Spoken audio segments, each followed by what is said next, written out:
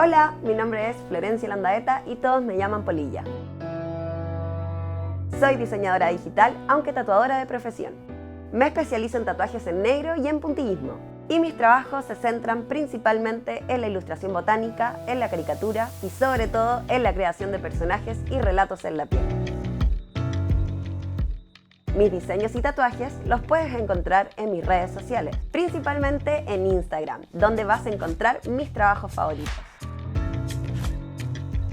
El saber, diseñar y animar me ha ayudado a aplicar estos conocimientos a mis tatuajes, creando relatos y historias que expresen las ideas de mis clientes.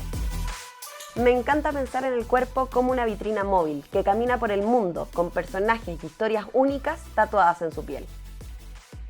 En este curso de doméstica aprenderás todo lo necesario para comenzar a tatuar.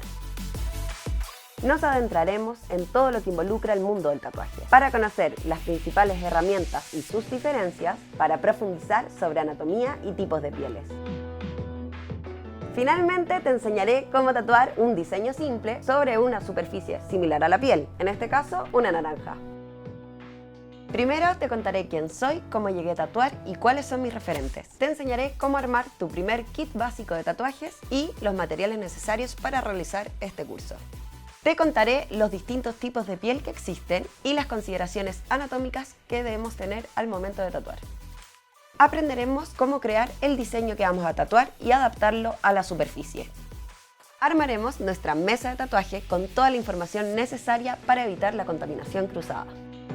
Traspasaremos el diseño a la superficie y veremos técnicas de tatuaje como delineado, relleno y mi especialidad, técnicas de puntillismo.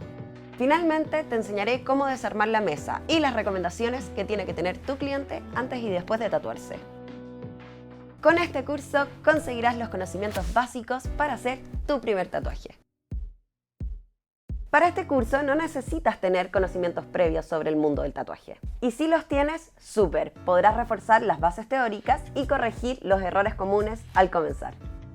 Sí vas a necesitar herramientas específicas, como una máquina para tatuar, agujas, tintas, guantes, vaselina, elementos para desinfectar, calcos y muchas naranjas. Este curso va dirigido para todos los tatuadores, diseñadores, ilustradores o todos aquellos que quieran adentrarse al mundo del tatuaje. Adhiere a la piel los personajes, relatos o significados que quieres que acompañen a tus clientes o amigos de por vida.